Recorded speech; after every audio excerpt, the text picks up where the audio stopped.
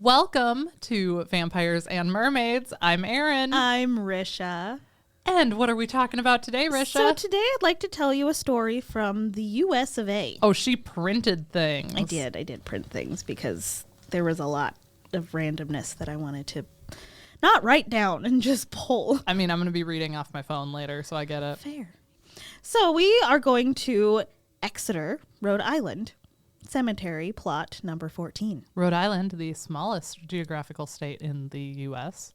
Which became known as the vampire capital of America. What? Too, in the 1800s especially. Rhode Island? Mm-hmm. But we're going to this little historical cemetery, plot number 14.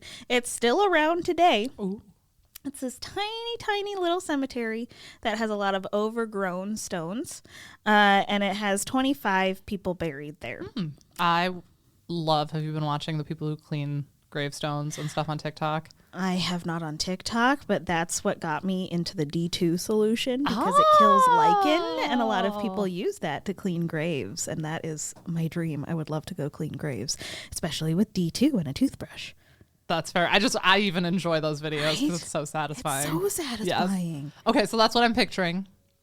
Pre-cleaning. Right? Okay. Yes, that, and then grass also around. Yep, tiny little cemetery, lots of overgrown trees, Yes. some vines. Love it. We're setting the scene. So there is an unmarked stone for a Sarah Tillinghast or Tillinghurst, I've also seen. But it's unmarked. Yeah, but they figured it out. Oh, Yeah. okay. So it doesn't say her name right. on it. Oh, but they know that God. that's kind of where she's at. Yeah. Okay. They put two and two together. Right. Something right. I can't do today. So you're like, it's unmarked. How the heck Right. do you know? Right. Okay. Yeah, it's been deduced. Perfect. Yes. She has been described as a dreamy girl who would spend her days wandering small graveyards where revolutionary soldiers lay. In That's Rhode a Island. hobby. Right? She was known to bring a book of poetry to these places and seat herself on a grave slab and read for hours on end. She's not like other girls. She's different. Sorry, Sarah. That's cool. And this is the late 1700s. I mean, too. what else were you going to do, honestly? Maybe she was Fair. like other girls. Right. Well, she was 19 years old as well. Okay. So very much marriage age. A ripe old past, spinster. right? For that time. Right. And so one day she returned home from one of her book readings and felt ill and went to bed. Now, I'm also going to set up another character in the story here. Ooh, I love some dual perspective. So there was a lucrative farmer who was her father, and he was named Stuckley, was their last name, but they nicknamed him Snuffy because of the tobacco color that his coat was. He had 14 children, and Sarah was one of them. Oof. And he had a dream that half of his orchard died. So they had an apple orchard. That was one of the main sources of income that they had. And he kept having these nightmares that half of his orchard was just obliterated, just got diseased and died. And it turned out to be prophetic because his daughter, Sarah, when she returned home from one of these excursions for reading, she had a horrible fever. Uh-oh. And kept getting worse and worse, and they found out she had consumption or tuberculosis and then died. Uh-oh. And then, turns out after that, after her burial, another daughter named Ruth. Oh, no. In some instances, they say it was James first. Okay. But Ruth became sick in the same way. But the difference was she would wake up and tell her parents that Sarah was visiting her in the middle of the night and sitting on various places of her body and causing her tremendous pain. That's not what you want to hear as a parent. No.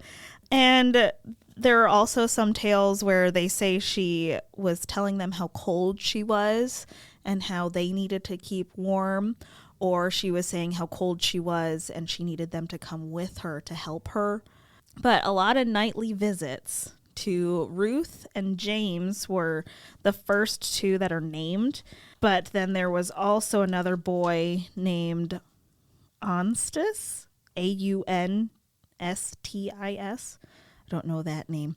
But he was in between Ruth and James. So Ruth was the next one, Onstis was the next, and then James. Okay. And in age-wise, and they also all passed away. And then there's stories that say 4 more of the children followed. And so they said 7 kids died out of his 14. Sure, so half of the orchard. Oh.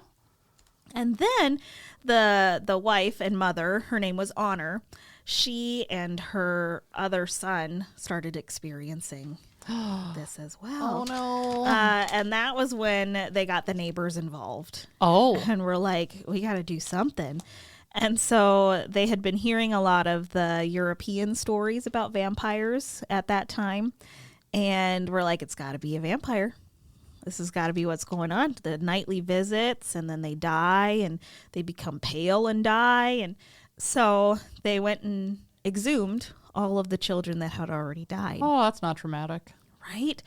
And all of them were experiencing normal levels of decay, except for Sarah. Right. Whose heart was still full of blood. Ugh. Right?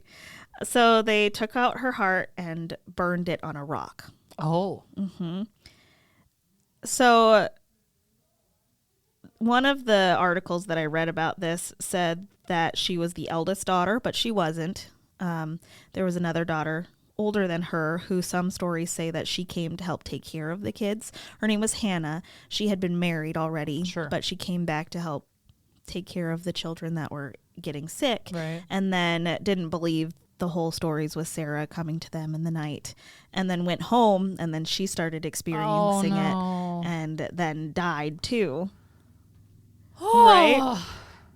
Right?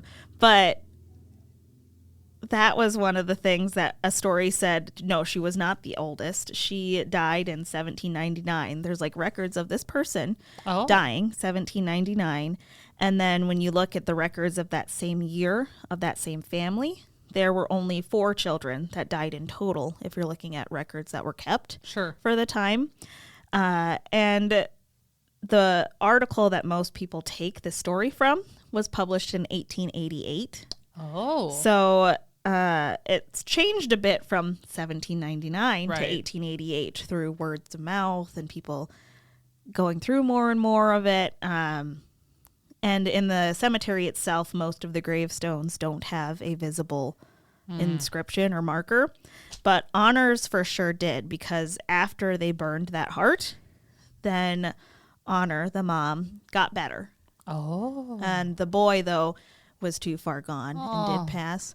But Honor lived until she was 86, and she had 2 more children after. I know, right? She had 16 kids. Mm-hmm. Oh. It's crazy. That's a lot of children. Yeah. You can find some other spots that have a little bit more colorful language. Sometimes they'll describe the neighbors in more detail. Like Caleb or Jeremiah are 2 names. And I'm not sure if somebody was like, these are names that sound like late 1700s people. Right. You know, just to give them a little bit more of a storytelling touch. Sure. Yeah. Huh. Yeah. Wow. They say that some of the kids were like, she's making it hard for me to breathe in the middle of the night. Gosh. Oh, yeah. That's heavy. Right? Well, and the thing I'm thinking too is sometimes language, the way we say things can be misconstrued, especially if it's been 100 years, right. like 1888 from 1799. And I'm wondering if when they were saying, like, Sarah visited them, they're like, her sickness, like, it is coming to me now. Sure. Like that kind of flowery language. Person. Yeah. That could be. But they were saying she was sitting on them, which right. it's like, what? That hits different. Yeah. I was like, it's in the United States. Yeah, that's awesome. We haven't had many of those. No, and I know we have some listeners from several different states. Yeah. So if you're from Rhode Island, give us a shout out. Because I know there's another really, really famous Rhode Island vampire. I think it's Molly Brown. Mercy Brown. Oh, that sounds familiar. Yeah, she was the last known like vampire found in Rhode Island in New England, I think. Did not know Rhode Island is a vampire capital. That's wild. The United States. Would not have guessed Isn't that crazy? Yeah. Yeah. I'm going to switch gears here quite a bit, but I also have a story to tell, which is kind of fun. So I said back in our sealing episode that I would talk about Selkies next, and then I proceeded to not talk about Selkies. So I'm going to talk about Selkies a little bit. Honestly, we've mostly covered them kind of just through talking about other things. So we're just going to do a brief overview, and then I will read the most popular Selkie story. Yee. So what are Selkies? Selkies are mythical creatures that can transform from human to seal or back again by removing or putting on their seal skin, which does stay. It's not like the mermaid magically transitions into a mermaid from a person and her clothes just poof gone. And then she changes again and poof, she's not naked, or, It's like they absorb into her body. Right. Yeah. It's not like this. This is they're actually like taking off a seal skin and a human pops out. Very, very like Scooby-Doo unmasked character vibes. The origins of Selkies. How did that get you? I love that reference. That's what I picture. Because like you can't just put on a mask and it has all the same facial animations. Somehow they like become part of you and like take on. I don't know. That's what I picture. That was funny. Anyway, the origin of Selkies seem to be a little blurred. It's mostly Celtic or Norse, Scottish, Irish general area. But I found, they kept saying, I found different websites where it would say, it was Nordic. Oh, it was, from the Celtics. All of the above. It's Scottish. Yeah, it was all over. But apparently Selkie does come for the Scots word for sealing or seal hunting. So I think that's a fair assumption. We also know that they have a lot of seal present, though. If you haven't listened to that sealing episode, maybe go listen to that. Can I interject for Yes, just of a course. second? So you and TT mentioned the sealing episode just a little bit ago. And I was kind of confused and trying to remember what you were talking about because I pictured CEI. Oh, like the ceiling above us? No, sealing. Like the animal. Yes. Oh, okay, because you gave me a look at one point, and I was like, what? Oh. That was it. Okay, yes, seal hunting. What is that, a homophone? Yeah, I think so. Yeah. Yep. Oh, that's hilarious. There have been a lot of homophones on the New York Times Connections game. Ooh, that's fun. I love those. I've been playing those a lot. And those have been a recent category. So now during the sealing episode, and the word Selkie comes from the Scots word for sealing, supposedly. There's also the possibility that Selkies and the lore around them are based off the Sami people, S-A-M-I, Sami. And these are fishermen, I believe, in kind of that same Scottish region. I could be wrong, honestly. I didn't really do my research on them because I was just like, that's a fun fact. But it could be based on the Sami people who were fishermen and kayak hunters. So they would hunt out of their kayaks and they would wear seal skins when they did this because they're waterproof and they protected them from the elements. And they would actually stitch themselves into their kayaks, like their clothes to the skin of the kayaks to keep I know this is a huge fear for Risha. Yes. Yep. But they would do this because it would keep them together and it was actually safer for them to do that supposedly in bad weather. Risha's giving me a very scared look right now because one of her biggest fears is kayaking, because you thought all kayaking is like you're attached to the kayak. It's losing control in water. And if you're stuck upside down in one of those. Right. Big bad. I'm guessing they were very good at flipping them back over, but still. But what if it's so too deep you can't push off anything? You can still flip them. Oh, yeah. No, you should. Core muscles. Honestly. Yeah. There's like a technique for it because I've seen people do it. You have to get like a license or something and they start them in a pool where they can't touch. And you have to be able to prove you can flip your kayak over. I would die during the test. Well, I think they train you first. There's extensive training. But we do need to go kayaking this summer because I have 2 beginner kayaks that you are not attached at all. And the hole you sit down in is very wide. Like I can put my knees up in front of me. So if you flipped it, you would just fall out. And honestly, flip it, I've hung off the side of Philip's kayak before because he's been in the kayak and I've tried to flip him out because it's very safe. He's fine. I could not flip the kayak. He eventually fell out because I finally like put my feet on the kayak, grabbed him and like pulled him out with me. But like it's very hard to flip those kayaks because I have very beginner safe ones. They're very, very, very flat bottomed, a big old hole. So it's very safe. So maybe I'll take you to one of the local lakes sometime. Okay. That's very... Just bopped my face on it because I'm nervous. That was the sound of me bopping my face into the mic. Because kayaking is making you anxious. Yes. Okay, well, I'm going to take you and I'm going to give you a very positive, chill experience. Okay. We'll have life jackets on. We'll take it slow. It'll be all good.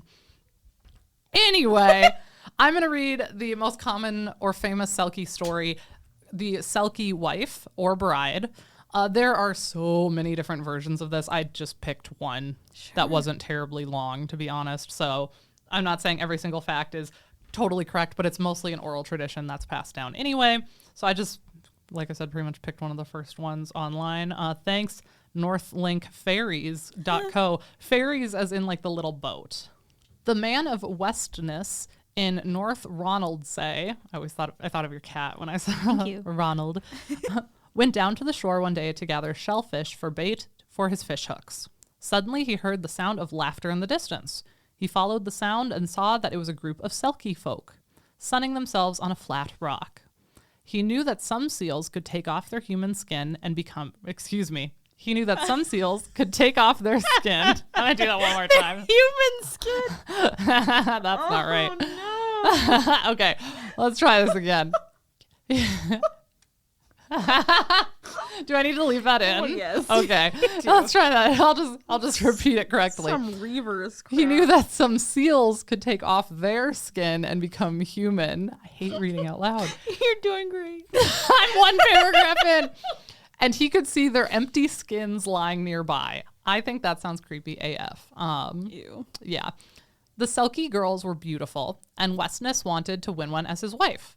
He crawled quietly towards the skins before running through a pool of water to reach the skins.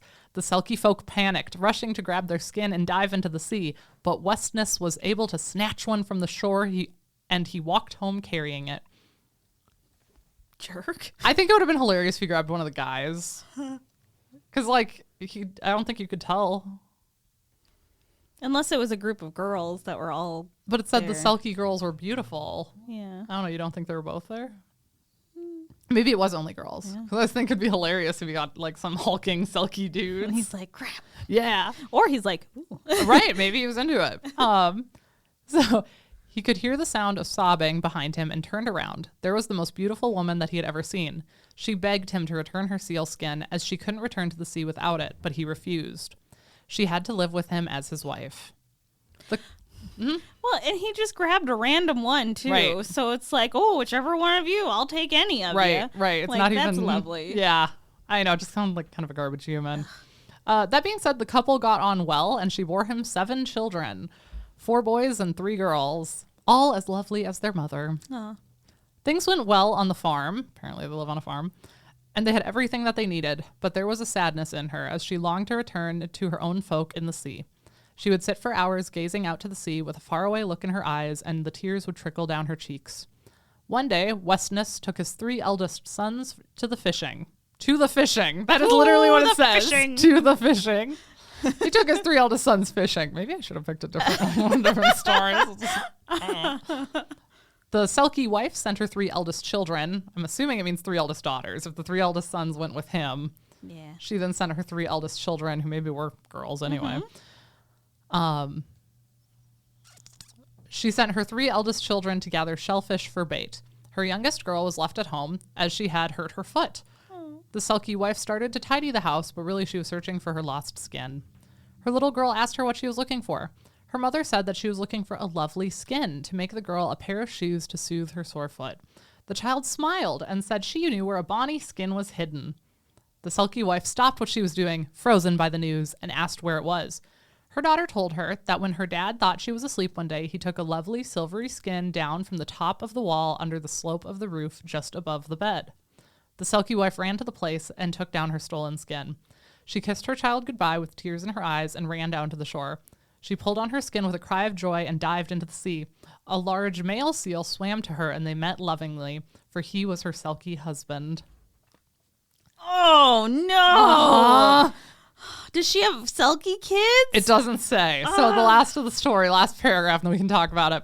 Just then, she saw Westness and her son's boat sailing around the headland. She swam toward it, lifting the skin from her face, which, oh my God. That's terrifying. Right? Can you just imagine a seal coming up to your boat and it rips its own face off and it's your mother? No. Bro, have you... Bro. Bro. Okay, let me finish the story. Hold it. We're so close. Lifting the skin from her face said, "Good man of Westness, farewell to thee. I liked you well, and you were good to me, but I loved far more my man of the sea." I know, right? With that, she covered her face, and the two seals dived down into the deeps where they were seen no more. Westness searched the shore for the rest of his days looking for his Selkie wife, but he never saw her beautiful face again. Okay, what's your... Bro! Okay. Bro! No, there's a TikTok of these women that are like canoeing or kayaking in these icy waters. And a seal keeps coming up to I them. have seen that. They keep like trying to get on the boat or on the kayak. No, it's just like next to them, like hunting them. Pretty much terrifying. But you see that one of the first things is the water is like so clear and stuff. Whoa. So you see it all the way through. It comes up and like looks right at them. It's got these like bright blue eyes. I will have to find that. That sounds wild. Okay, I will check that out. I just think a seal coming up, ripping its face off and being like, "Sup, kids." Right. I'm assuming she didn't tell her kids that she was a Selkie if she had to be like, "Hi, sweetie, I'm just looking for a skin." Casual. Well, also it's the youngest though. She might not have, depending on how old she was. That's true. That sounds like a 4 or 5 year old. That's true. Yeah. So maybe she didn't know.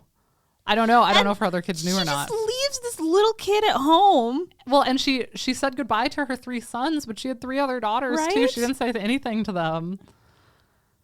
Which, like, I don't know. I guess I haven't been kidnapped and forced to have 7 kids. Well, yeah. So I guess I get wanting to get the hell out of there too. But like, you just said goodbye to your kiddos. Maybe just planned that a little bit. Right. Well, but at the same time, that was her escape. Right. That was the chance. Yeah. Got to get out of there. Okay. I just thought of this though. Why didn't her seal husband come looking for her? He might have. But like there were other seals there who saw this guy take her skin. No one was able to be like, "Yo, your wife was with us and this bro took her skin." Why didn't the husband go looking for her? Now I'm pissed at the husband. Did they say her Selkie husband? Yeah. Or her seal husband, I guess. Maybe he's just a seal. Oh, wait, let me look. Oh. Okay, the 2 seals. The Selkie wife. A large male seal. Oh, for he was her Selkie husband. Oh, it does say that. Okay. So why didn't he go looking for... I don't know. If my spouse was... Kidnapped, and there were people who kind of knew who it was. And also, it's not like modern day where you can throw someone on a plane, cross borders, go to another side of the world. Like it was a small community. Or, I heard this. A lot of, like, this is terrible. Human trafficking is really huge in the United States. Yeah, very, very bad. And so very bad. A lot of the instances that happen is people just like put people in storage far away in a place that they have like on lockdown until it's been enough time where they're like given up looking for them, and then bring them back into like the rotation of actually using them. Isn't that? That's so fucked up. It's horrible. Yeah, they're so right, and like that is awful. All of that's awful. And not saying kidnapping was easier back in the day, but it was easier back in the day. It was. That's true. And again, it's not like he was going to be able to take her very far very quickly, and most of the places we talked about are also waterlocked. So like, I don't know, if that were me, I'd be checking all the boats in and out, and I'd be checking all the seashore homes, and I don't know. It sounded like they lived on the water. If she was able to just grab her skin and take off towards the water. So like, why didn't her husband come looking? Well, because her husband was with the boys, and human husband was with the boys on the boat, and the girls were at the sea with the gathering seashells. So yeah, they would have been real close to the shore. Right. So why didn't seal husband? Now I'm mad. Can male Selkies take their skins off? I think so. Then what the heck, bruh? I think so. Male Selkies are described as being very handsome in their human form and having great seductive powers over human women. Damn it, no, man. I didn't think of this until we were recording. All right. Well, that's all I have. If you have any theories, let us know at vampsandmers at gmail.com. Yeah, and hit us up at vampsandmers. It's vampsandmers at gmail.com. You said at Vamps and Murs. Oh, did I say at? Yeah, there's no at for the Gmail at the front. It's at Vamps and Murs for Instagram. vampsandmurs@gmail.com. Yes. Like and follow wherever you're listening. Give us that 5-star review if you like it. If you didn't, shut up and leave us alone. I don't know why you're still listening. We're 20 plus minutes into this episode. And yeah, I guess seal husbands try harder. Like, he seemed real excited she came back, but like, why weren't you looking? Unless maybe he thought she, but like, people saw her skin get swollen, so it's not like they thought she left. Right. I don't know. Let us know what you think. Yeah. All right. Keep thirsty and stay wet. Cover your necks and watch your tails. Man, I'm just mad at this husband now.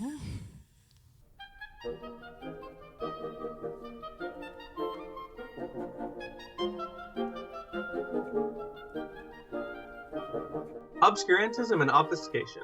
Orally observed, gentle listener. Gentle listener. Gentle listener. Gentle listener. Obviated objects of oblivion. Obambulating about. Offered unto you. Offered unto you. Offered unto you. In the Tapestry Radio Network. TapestryRadio.org. From our fancy to yours.